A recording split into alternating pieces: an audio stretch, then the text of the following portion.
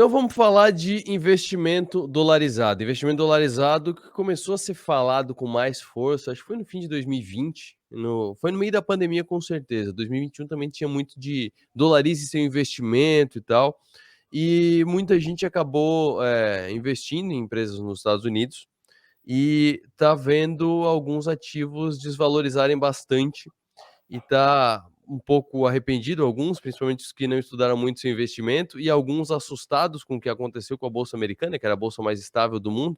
Então eu vou trazer de volta ao programa um especialista nessa área, que é de investimentos nos Estados Unidos, nas bolsas norte-americanas, e que tem inclusive um foco de investimento muito voltado às empresas que mais sofreram nos últimos tempos, que são as empresas de tecnologia. Então eu tenho o prazer de conversar de novo aqui nos 60 minutos com o gestor da Catarina Capital, gestor do fundo Newton, Tiago Lobão. Muito boa tarde.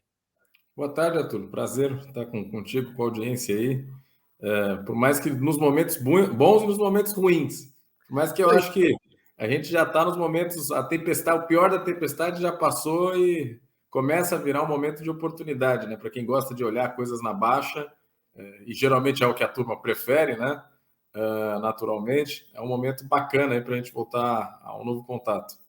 Pois é, quando a gente conversou, e eu não lembro em que mês que foi, mas eu lembro que foi às vésperas do IPO do Nubank, inclusive foi um dos assuntos que a gente tratou, e aí na época eu acho que tu nem pôde falar se ia entrar em Nubank ou não, mas era um momento de as techs muito bem vistas, né? As techs muito atraentes, elas eram baratas a múltiplos muito maiores do que agora que elas estão sendo vistas como caras, né?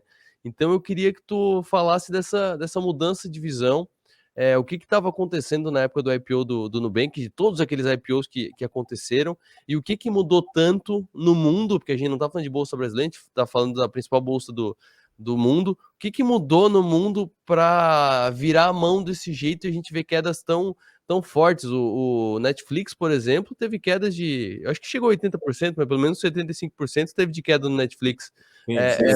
O que aconteceu que as queridinhas viraram as malvadonas do mercado? Olha, a resposta não é nem um pouco simples, né, Arthur? Eu vou tentar ser o mais sintético possível aqui, mas foram dois fenômenos. Um deles já era assim mais previsto pelo mercado, mas não se sabia ao dizer qual que era a intensidade disso.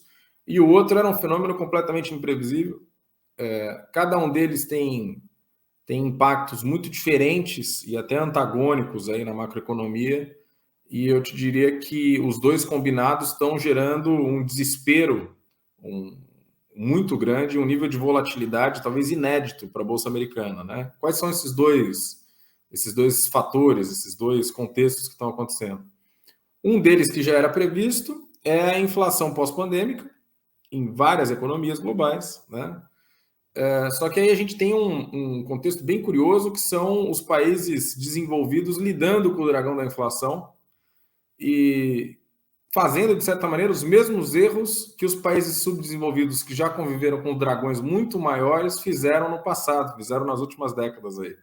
Então você vê, por exemplo, o Fed, o Banco Central Americano, fazendo correções, incrementos de juros pontuais, muito leves, gradativos, para tentar frear uma inflação que eventualmente já tem uma componente inercial, né? O que significa uma componente inercial? É o cara aumentando o preço não porque a base de custos dele aumentou necessariamente, mas sim porque ele acha que o cara do lado dele também vai aumentar o preço também, né? Então você tem uma componente comportamental inflacionária. É lógico que é muito difícil de mensurar isso na prática, o quanto o efeito inflacionário é realmente reação da macroeconomia e das cadeias produtivas e o quanto disso é comportamental, né? Mas fato é, existe sim uma componente comportamental na inflação, a nível global, principalmente na inflação americana, e o Fed fez algo que o Brasil não fez, né? O Brasil fez algo que, como bom gato escaldado, que já tomou muita porrada da inflação, sabia, de certa maneira, como fazer instintivamente, independentemente de termos um governo de direita ou de esquerda. Eu acho que o brasileiro ele tem o pavor da inflação nas costas desde o pré-plano real. E a medida foi, olha, estamos com juro na casa dos seus 2 a 4, não, vamos aumentar 10 pontos percentuais de uma maneira um pouco mais dinâmica, um pouco mais apressada e tentar resolver isso. E agora você começa a ver no Brasil já os primeiros fenômenos de deflação, né? Hoje mesmo a gente tem um anúncio sobre isso, essa semana a gente tem vivido um pouco com um contexto deflacionário diante de tantas inflações que estão acontecendo no mundo, né? Então o Brasil ele foi um pouquinho mais, vamos dizer, precavido, enquanto Estados Unidos tem ainda convivido com uma dinâmica de inflação muito dúbia. Então se tem muita dúvida sobre o quanto realmente vai ser necessário subir juros nos Estados Unidos para arrefecer essa inflação. E você tem outros países, principalmente a Europa, e talvez o exemplo do Japão seja o mais curioso de todos, que estão tomando medidas até que, para países subdesenvolvidos, para quem já sofreu o problema da inflação, são medidas até exóticas demais, como, por exemplo, a emissão de moeda, tentar fazer a economia crescer na marra, ou seja, tem desesperos para tudo que é lado. O fato é, os países desenvolvidos e o trader, ou o alocador de país desenvolvido, nunca enfrentou o fenômeno da inflação nas décadas recentes, né? O mercado nunca tinha vivido isso. E isso gera um contexto muito, te diria, muito pontual, até muito característico, que olha, é um nível de desespero, é um nível de volatilidade muito longevo, né? A gente já está falando de 6, 7 meses, desde novembro, finalzinho de novembro, dezembro do ano passado, em que esse fenômeno começou a se tangibilizar, né? Você vê um mercado muito volátil, lógico que no mood de baixa, as correções muito agressivas, mas uma volatilidade muito alta e uma imprevisibilidade em relação a, de fato, o que vai ser a composição dos juros, que, lógico, estão embutidos aí nas ações de growth, né? Ações que estão com crescimento como principal driver de investimento, elas são muito influenciadas pelo comportamento da curva de juros, né? Eu sei que eu estou me alongando, mas acho que é legal trazer o segundo elemento, que é o segundo elemento, ele só deixa essa sopa toda macroeconômica aí mais complexa, que é o contexto geopolítico, né? O mercado ele podia até precificar ou entender que a inflação traria algum tipo de dificultômetro para a história. Uhum. Agora, o mercado realmente não previa que Rússia invadiria a Ucrânia, né, e que isso geraria um nível de sanções econômicas tão agressivas a ponto de agredir mesmo a dinâmica das cadeias produtivas em vários setores que são chave, né? O principal deles é o setor de energia, né, que aí conversa com todos os setores produtivos, naturalmente. E o outro, que é talvez mais crítico, é a brecha que um movimento Rússia-Ucrânia gera no movimento China-Taiwan, em todo esse contexto de uma guerra, vamos dizer assim, uma guerra fria 2.0, uma guerra fria cibernética, como a turma tem chamado hoje, né? Enfim, são dois fenômenos muito diferentes, muito complexos de se entender no mercado internacional, principalmente para quem nunca viveu esse contexto de inflação antes, ou recentemente, né? Uhum. E o que tem acontecido é um fenômeno de sell-off, ou seja, os alocadores saindo da renda variável, indo para a renda fixa, uma rotação que traz o preço para baixo, e saindo de supostos ativos de growth, empresas que precisam de muito crescimento para defender os seus valuations, os seus preços, e indo para ativos supostamente mais geradores de dividendos, mais geradores de resultados. 6 meses agora, já passados desse conflito, você começa a entender que a coisa não é tão desesperadora assim, né? E depois de uma baixa, de uma agressividade muito grande nas correções de preço, você começa a ver que o mercado, ainda mais nessa série de earnings, né, os resultados estão sendo apresentados agora do fechamento do primeiro semestre, você vê que muitas das empresas de tecnologia são, na verdade, geradoras de caixa, né? São, na verdade, empresas que estão aproveitando o movimento de baixa de mercado dos preços para irem às compras e comprarem ativos estratégicos.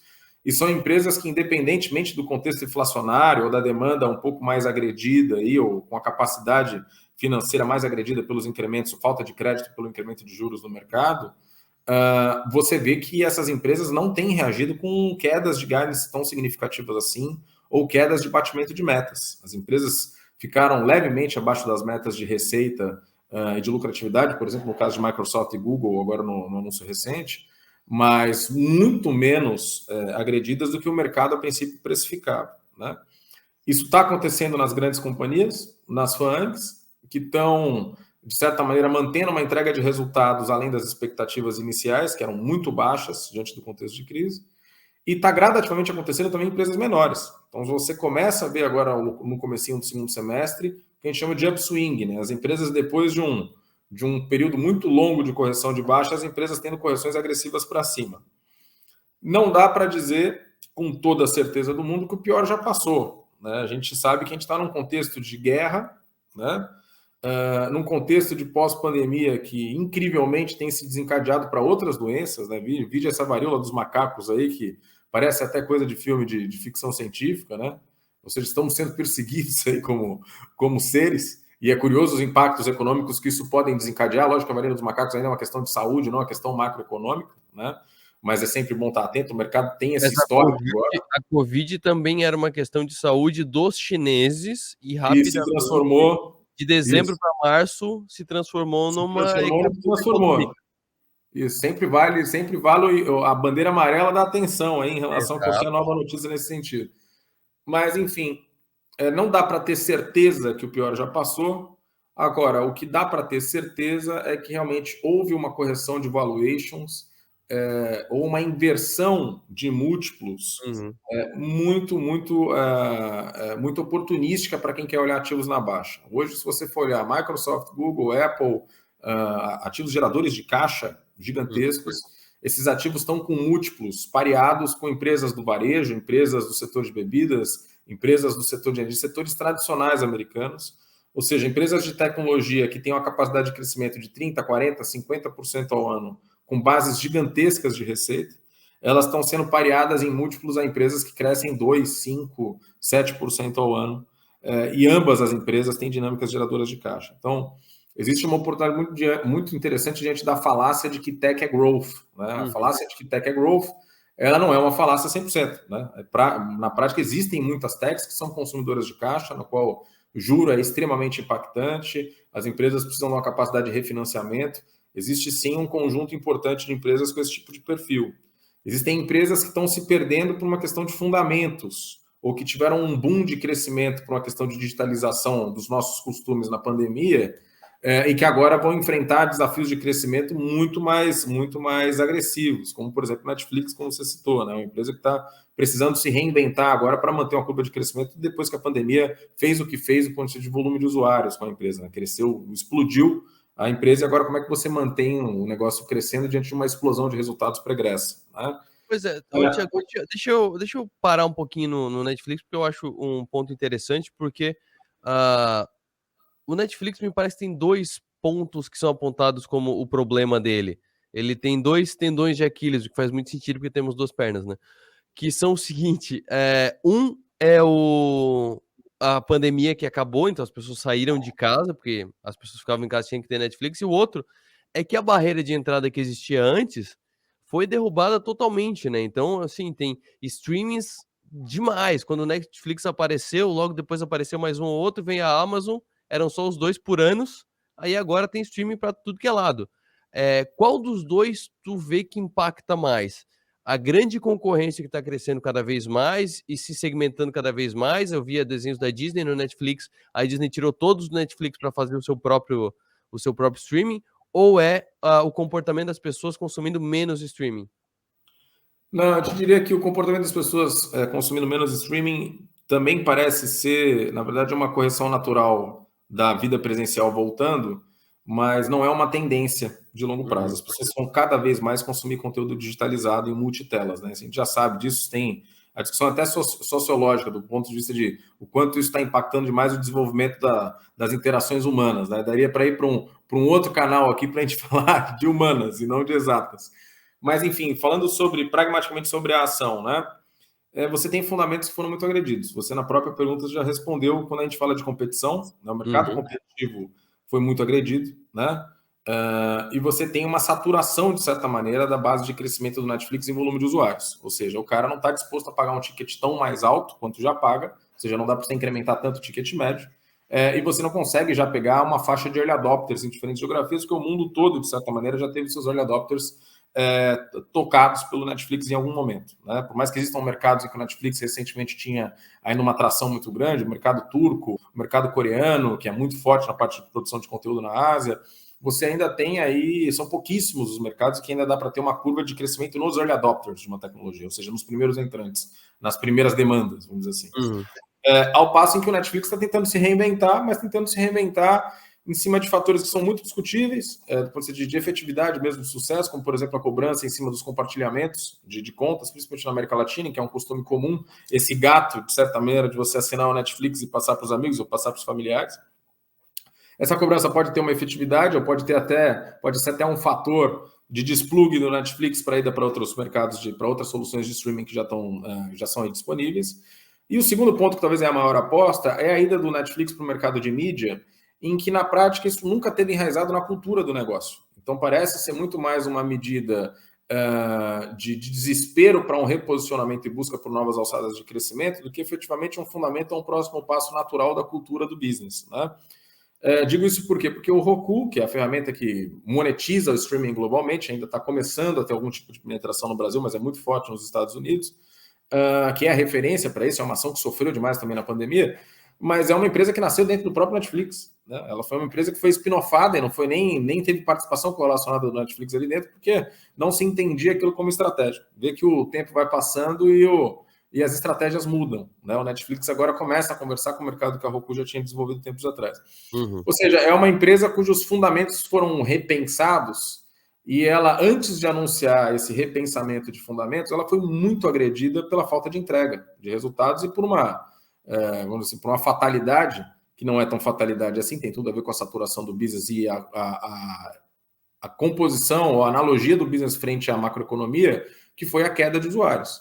Olha, pela primeira vez, Netflix está caindo usuários, teve, lógico, o contexto Rússia, mas tem um contexto também macroeconômico impactando. Ou seja, esse negócio não está saturado, se ele está tão páreo com o contexto de consumo global, é porque ele não está buscando um crescimento em novos entrantes de maneira tão forte quanto existia antes.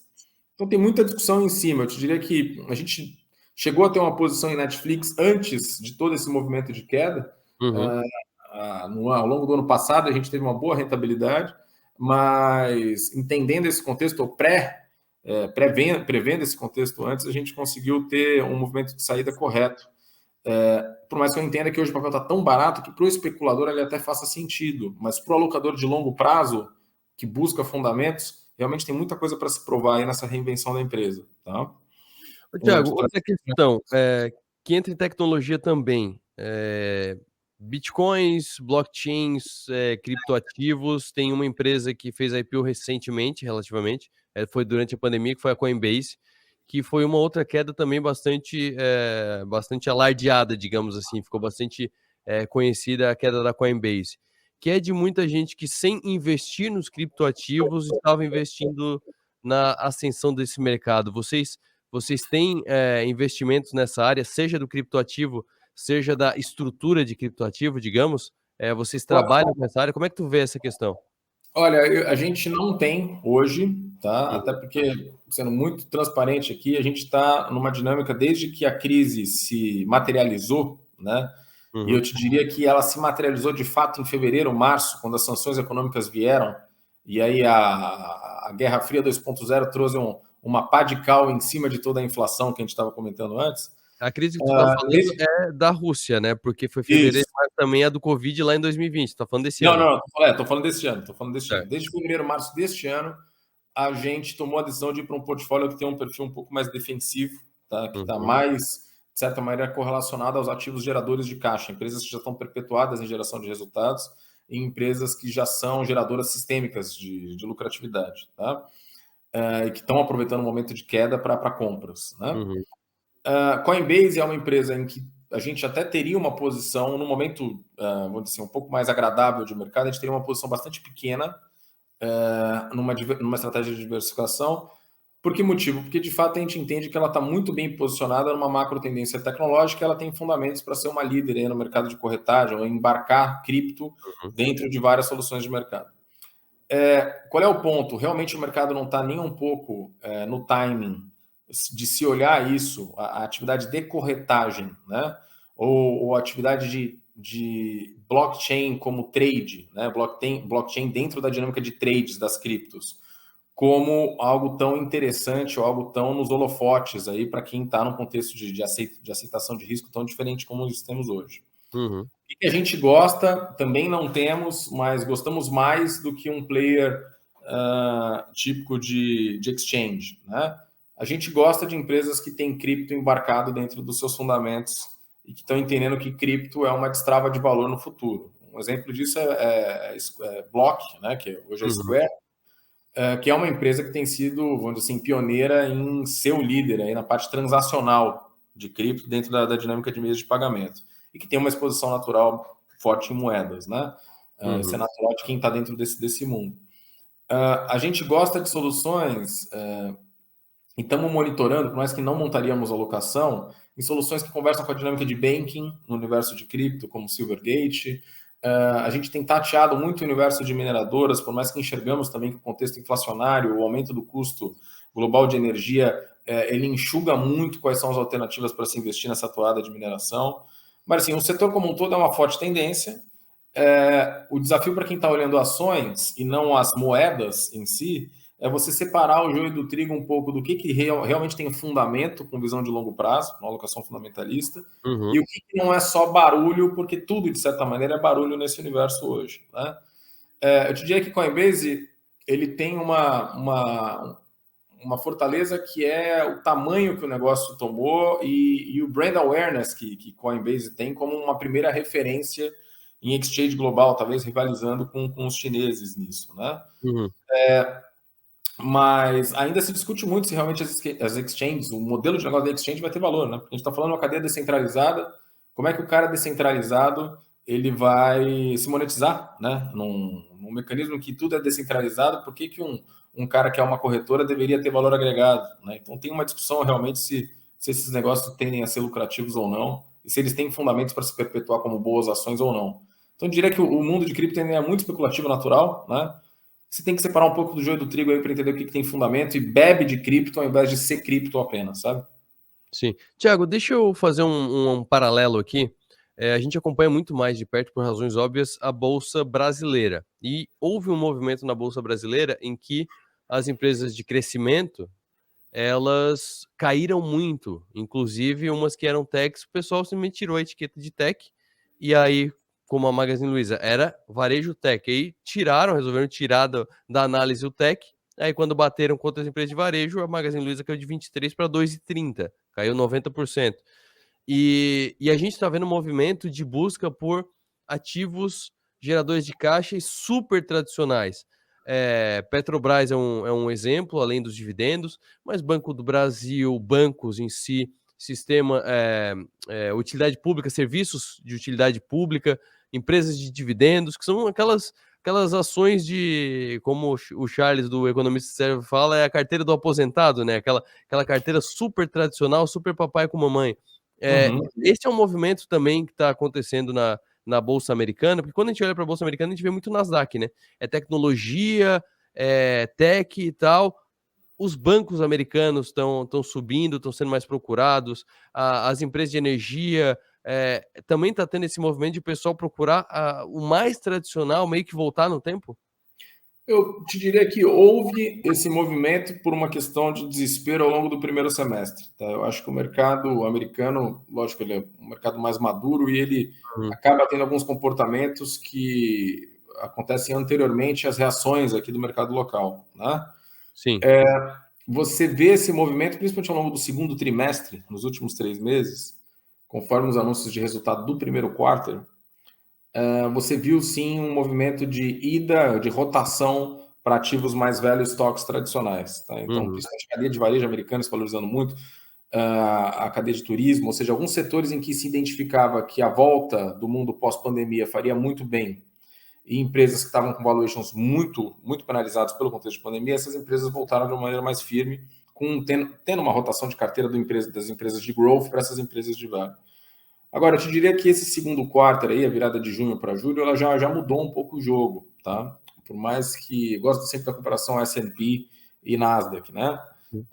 Por mais que ambos os índices tenham tido um retorno interessante no mês, né? Principalmente no mês de julho, agora, em que começou a se acompanhar essa perspectiva de resultados que estão sendo anunciados agora em agosto, mas você vê que realmente tech voltou, tem voltado com maior velocidade. Por quê? Porque as penalizações realmente foram muito agressivas. Né? Você vê que o mercado ele penalizou os ativos para além da conta. Né? Os múltiplos voltaram para casa dos múltiplos de 2019, no pré-pandemia, só que em empresas que estão crescendo mais rápido, empresas Uhum. que estão gerando mais caixa, empresas que estão com fundamentos mais sólidos, né? Então é natural que houvesse um incremento de múltiplo agora frente aos resultados do pré-pandemia, mas é lógico que esse incremento não era um incremento que aconteceu durante a pandemia, em que algumas empresas bateram 40, 50 vezes receita de valuation, que soava já absurdo naquela época, né? Zoom talvez seja o melhor exemplo desse tipo de comportamento.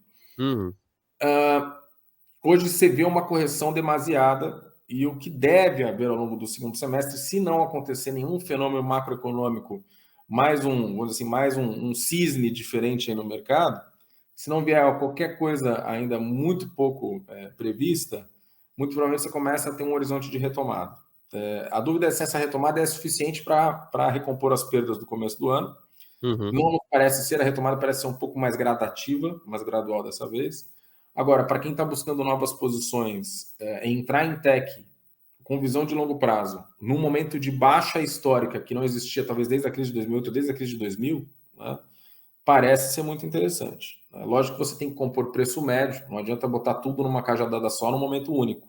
Sim. Mas compondo o preço médio, até por uma questão de volatilidade cambial que enfrentamos ainda mais nesse contexto eleitoral, né? Diante de tudo isso que a gente já comentou de complexidade, ainda temos a complexidade brasileira típica do movimento eleitoral que temos hoje. Ou seja, é natural você ir compondo o preço médio numa tese de tecnologia lá fora do que efetivamente fazer tudo numa cajadada única, tentando acertar, desculpe o termo, mas o cu da mosca exatamente agora. Né? Muito difícil. Eu te diria que, supostamente, o cu da mosca ele apareceu ali na frente de todo mundo voando no comecinho de julho. Tá? Sim. O mercado não parece voltar para o nível do começo de julho, ali de queda do Nasdaq, beirando seus 40% no ano. Né? O mercado parece ter uma retomada importante. Lembra, o Nasdaq voltou praticamente 12% no mês passado. Mas é importante se monitorar aí com fundo médio, porque para quem quer alocar em tecnologia como fundamento, não tem momento melhor para se fazer do que agora, em que os ativos ainda estão baratos. Né? Tiago, para a gente fechar nossa conversa, a gente está falando aqui muito de mercado americano, mas tu é gestor de um fundo de investimentos. E em épocas de crise, em épocas de desespero, de medo, há um movimento, pelo menos na Bolsa Brasileira, e você tem o seu fundo no Brasil, então você trata com investidores brasileiros, existem ondas de resgate que a gente já sabe, conversando com outros gestores, que dá uma bagunça no caixa do fundo bastante grande, assim, atrapalha bastante a alocação de recursos. Como é que foi esse primeiro semestre para ti, sendo que os seus investidores estavam vendo os investimentos que são o foco do Newton, que são os investimentos na Bolsa Americana, caindo tanto? Teve muito resgate, isso atrapalhou muito na gestão? Olha, eu vou ser muito transparente contigo, correndo o risco de soar prepotente, ou já suando. A gente teve muito pouco resgate, tá? Por quê? Porque boa parte da base que investe no Newton, especificamente, são investidores que já olham a cadeia de venture capital, que já olham ativos com uma visão de bastante longo prazo. Tá? Então, Uhum. para o investidor que tem uma visão de longo prazo, o que houve, na verdade, foi um fenômeno reverso. Muita gente nos instigando, falando, olha, cara, eu quero pegar esse momento de baixa para aumentar a posição. Qual é o preço médio que eu devo compor? E a gente teve, sendo muito transparente, a gente teve muita dúvida. Então, a gente não aumentou o PL do fundo, porque tínhamos dúvida de quando seria o final aí dessas correções. Ainda temos algum nível de dúvida, por mais que menos hoje, né? Mas a gente sabia, na verdade, que os fundamentos não tinham se alterado. Então, as empresas continuavam com ótimos ativos e, de fato, a gente estava abrindo um ciclo de compra interessante. Eu te diria que o fenômeno que você trouxe é uma realidade.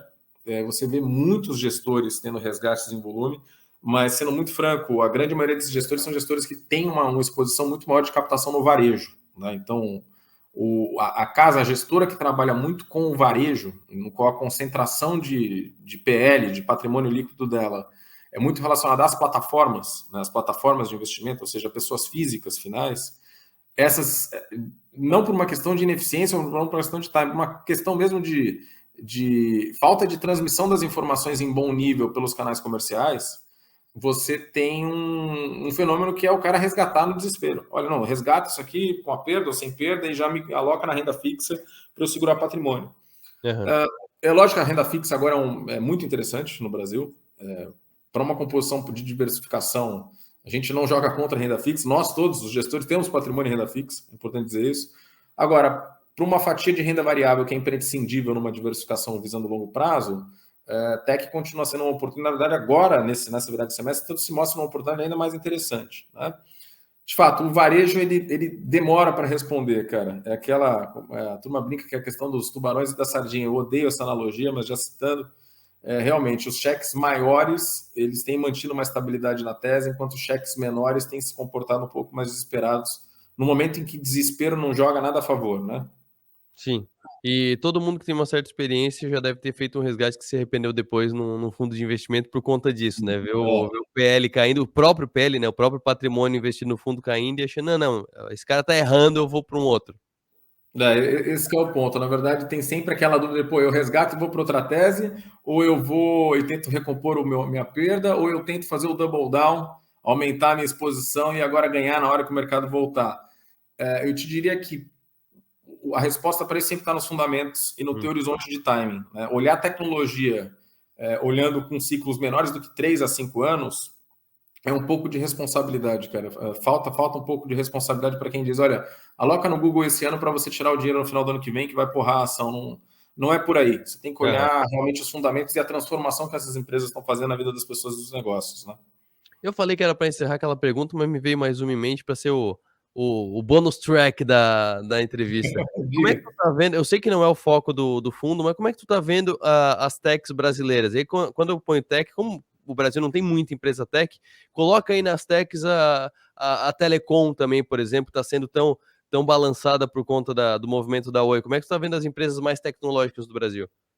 Olha, a tua pergunta já teve um disclaimer, é importante, né? As empresas não são tão tecnológicas assim, ou elas são muito old techs, Aham. posicionadas em matrizes tecnológicas, mas não são desenvolvedoras de novas tecnologias, como o setor de telco, como você comentou. Que aí eu opinaria menos, sendo muito direto contigo, a gente olha menos o setor, a gente olha muito mais o setor como um absorvedor de tecnologia Uhum. e muito mais drivado por macro e comportamental macro do que efetivamente por um driver de tech nas nossas análises, tá? Então, eu julgaria menos sobre esse setor hoje. Não sei te precisar se a gente está num timing bom ou ruim na Aham. avaliação dos ativos, tá? Agora, sobre as techs ou as supostas techs brasileiras, o que eu te diria que está sendo muito legal é uma separação do joio do trigo, né? Porque o que aconteceu no mercado americano é que tombaram as ações todas e quem está voltando agora nessa retomada são as empresas que estão entregando resultado, que estão mantendo expectativas de crescimento muito fortes e que estão mantendo uma perspectiva de desenvolvimento tecnológico muito forte. E essas empresas começam a voltar e vão ter os upswings para uma retomada de múltiplos em outro patamar. As brasileiras, na sua grande maioria, cara, tirando salvas exceções, são empresas que a gente chama de tech-dressed. Elas estavam vestidas de tecnologia para tentar levar um valuation alto. Um exemplo disso você já citou, que é a própria Magalu, né, que é uma empresa de varejo que tinha uma plataforma tecnológica, tem uma plataforma tecnológica com altíssimo volume, mas não é uma Aham. empresa de tecnologia no seu cerne, né? Essas empresas sofreram demais e eu te diria que terá que voltar um momento de mercado de muita euforia para a tecnologia, como houve na época de pandemia, para se voltar a uma valorização dessas empresas, que não me parece ser algo tangível no médio nem no longo prazo. Eu acho que a euforia das techs não volta. Essa euforia ficou nos tempos de pandemia. O que volta realmente são a correção dos bons ativos de tecnologia para montar uma carteira. E o Brasil realmente ainda tem uma escassez desses tipos de papel. Tá? Tirando salvas exceções aí que entregam resultado, a gente ainda tem poucas empresas realmente mantendo curva de crescimento, desenvolvendo coisas novas. Muito feliz a notícia do IPO recente da Semantics, por exemplo, né? Que tem um comportamento de tecnologia bem mais global, assim, uma empresa que desenvolve AI para vender no mundo. Né? Não é uma Uhum. empresa que, poxa, tem um e-commerce local que vende roupa usada, por exemplo. Assim, a gente está falando de uma solução de tecnologia na veia mesmo. Tiago, muito obrigado pela participação aqui nos 60 minutos mais uma vez. Muito obrigado por essa análise do mercado americano e esse bônus track aí do mercado brasileiro. Um abraço, até a próxima. Tá bom, obrigado, cara. Estamos sempre aí. Abraço. Abraço, até mais. E se você acompanhou essa entrevista, mais uma entrevista muito legal do Tiago Lobão, que é da Catarina Capital. É importante falar que Catarina Capital é porque é de Santa Catarina mesmo. Ele está na Ilha do Silício, que é a região da grande Florianópolis, capital de Santa Catarina.